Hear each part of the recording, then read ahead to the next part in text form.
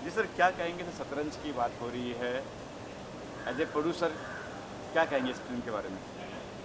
देखिए, ये एक शतरंज ऐसा चैप्टर है कि इसमें देखने वालों को बहुत आनंद आएगा, क्योंकि वो शुरू में सोच रहे होंगे कि शायद ये इस राज को खुलने के बाद और ख़त्म हो जाएगी, लेकिन ये राज में राज और राज में राज चलाने वाली पिक्चर है। और बहुत दिन के बाद ऐसा प्रोजेक्ट आया है कि जनता को बहुत दिल खुश करेगा। काफ़ी बड़े कलाकार भी, हितेन जी है, कविता जी है फिल्म में, उसके बारे में क्या कहे? कहे चुनाव हुआ, कहे चयन हुआ उनका? देखिए, हमने कलाकार अच्छे लिए कि वो कला का प्रदर्शन अच्छे करें, लेकिन ठीक है, बड़े कलाकार इसलिए नहीं लिए कि हमने इसका बजट कम किया है। और बजट कम करने में कलाकार कोई अगर छोटा ऊंचा चढ़ता है तो इसमें कोई बुराई नहीं है, क्योंकि ये पिक्चर अपने आप में इतनी फेमस हो जाएगी कि ये कलाकार भी, जो हमारा ध्येय है कि ये बहुत ऊपर जाएंगे। सर, लॉकडाउन था बीच में, काफ़ी 6 महीने सब बंद रहा, इसके क्या कहेंगे, इस बारे में क्या कहेंगे कि देखिए, लॉकडाउन का हमने पालन करते हुए, जैसा कि प्रधानमंत्री जी ने आह्वान किया था, अपने आप को भी सेफ रखें, दूसरे को भी सेफ रख के चलें, उन चीज़ों का ध्यान रखते हुए हमने इस प्रोजेक्ट को पूरे को शूट किया। लेकिन हाँ, उस समय का हमने फ़ायदा उठाया जो समय बिल्कुल लॉक रहने का था, परंतु उस समय का फ़ायदा उठाते हुए हम लोगों ने उसमें शूट किया इसको। और मैं समझता हूँ भगवान की कृपा से हमारे किसी भी कलाकार को, स्पॉट बॉय से लेकर कलाकार तक, किसी को कोई नुकसान नहीं हो। शूटिंग के दौरान भी काफ़ी कुछ प्रिकॉशन ली गई थी, मास्क है, सैनिटाइज़र है वगैरह? पूरे तरीके से हम लोगों ने सैनिटाइज़र का पूरा प्रयोग किया है और मास्क का पूरा प्रयोग किया है। केवल डायलॉग्स के टाइम पे या गाने के टाइम पे डिस्टेंस का ख्याल रखते हुए हमने सेट पूरा किया। आपने गाने की बात की है, अभी भी मैंने देखा दिलेर मेहंदी भी गाना गा रहे थे, बताएंगे सर इस बारे में? भाई, दिलेर मेहंदी का तो गाना इसमें इसलिए बहुत ज़रूरी था कि उनका जो गाना है मामला गड़बड़ है, तो इस पिक्चर में वास्तव में सारा ही गड़बड़ है। तो सस्पेंस जो रखा गया है, अभी मेरा खोलना ठीक नहीं होगा, लेकिन ये है कि मामला गड़बड़ है। इसी से जब आप जो उत्साहित होंगे कि भाई देखें क्या गड़बड़ है, तो वो आपके सामने आएगी। सर, कुछ आप रुचि रखते हैं पॉलिटिशियन में भी, जरा बताएंगे क्या कहेंगे? पॉलिटिशियन जो आज चल रहा है, माहौल जो चल रहा है आज का, पॉलिटिक्स में चल रहा है, राजनीति जो चल रहा है, उसके बारे में आपका क्या क्या टेक है आपका? क्या तो देखिए, राजनीति से तो ये बहुत दूर हट के है, तो इसलिए राजनीति के माहौल के विषय में मैं कुछ ना कहूँ तो अच्छा होगा। वैसे बिहार की राजनीति तो आपके सामने आ ही रही है कि इस समय ये पारिवारिक लड़ाई सी नज़र आ रही है, एक दूसरे के परिवार पर लांछन देने शुरू कर दिए हैं, जो नहीं होना चाहिए। एक तरफ मुंबई में भी काफ़ी कुछ घमासान हो रहा है कंगना को लेके और उद्धव जी को लेके भी। हाँ, देखिए, मैं भारतीय जनता पार्टी का कार्यकर्ता भी रहा हूँ, जनसंघ के टाइम से रहा हूँ, और माननीय बाल ठाकरे जी का संबंध भारतीय जनता पार्टी या जनसंघ से बहुत पुराना रहा है। लेकिन आज की तारीख में जो भी कुछ हो रहा है, उसके लिए मैं तो सीट की लोलुपता के कारण कहूँगा, और इससे ज़्यादा कुछ नहीं कहना चाहूँगा। अच्छा, आप अभी कुछ मैं सुना हूँ कि प्रेसिडेंट बने हैं बाल भवन के, इसके बारे में क्या कहेंगे, किस तरह से हुआ? जी, ये एक ऐसी सामाजिक संस्था है जिसका नेहरू जी ने आधारशिला रखी थी। नेहरू जी के टाइम से चली आ रही है ये, लेकिन बाल भवन को काफ़ी, राष्ट्रीय बाल भवन को काफ़ी इग्नोर कर दिया गया था। इसकी कार्यकलाप बाकी काफ़ी ठंडे हो गए थे, परंतु पिछले 2-3 वर्ष से इसको काफ़ी उठाया गया है। और मेरा इरादा ये है कि बाल भवन को पूरे हिंदुस्तान में लोग जानें।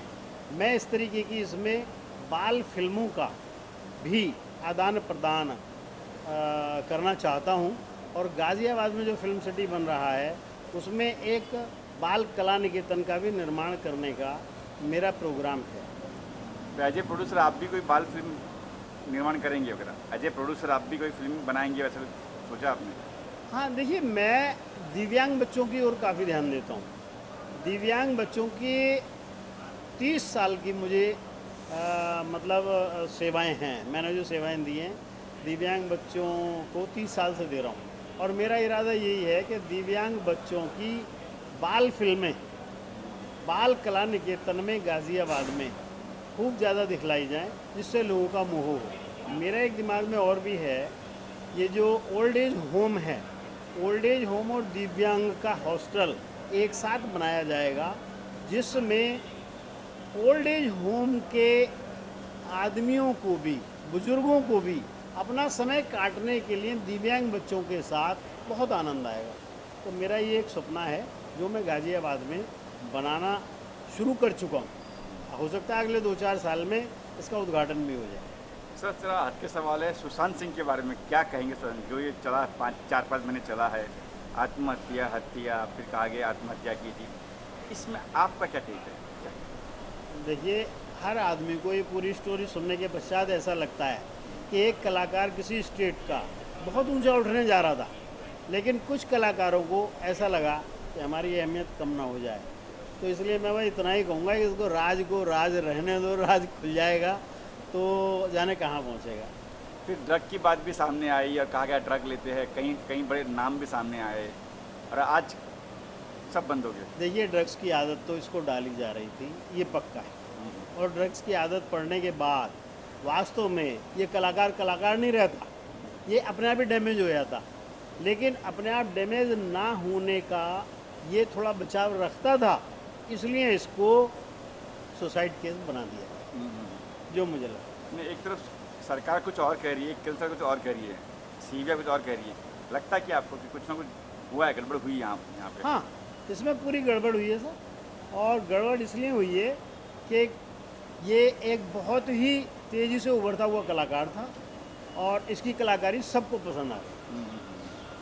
फिर आते हैं हम शतरंज पे आते हैं। दुष्यंत जी एज ए डायरेक्टर क्या कहेंगे उनके बारे में, किस तरह कैसे करें? नहीं, बहुत कर्मठ हैं, बहुत ज़्यादा वो, मतलब आप ये देखिए, रात को रात नहीं समझते, दिन को दिन नहीं समझते। यानी एक शूटिंग अगर तय कर ली है तो उसको ख़त्म करके ही सांस लेना है, चाहे कितना भी समय बीत जाए। और मैं समझता हूँ इनकी ये कलाकारी आने वाली फिल्म में रंग लाएगी और ये बहुत ऊपर जाएंगे, बहुत ऊपर उठेंगे। अपने फिल्म आने वाली फिल्म की बात की, आने वाली फिल्म भी कुछ साइन की है वगैरह, बताएंगे कुछ? और एक फिल्म लेके आ रहे हो आप लोग, कौन सी फिल्म है, क्या नाम है फिल्म का? देखिए, प्रोजेक्ट तो हमारे पास 2-3 हैं, और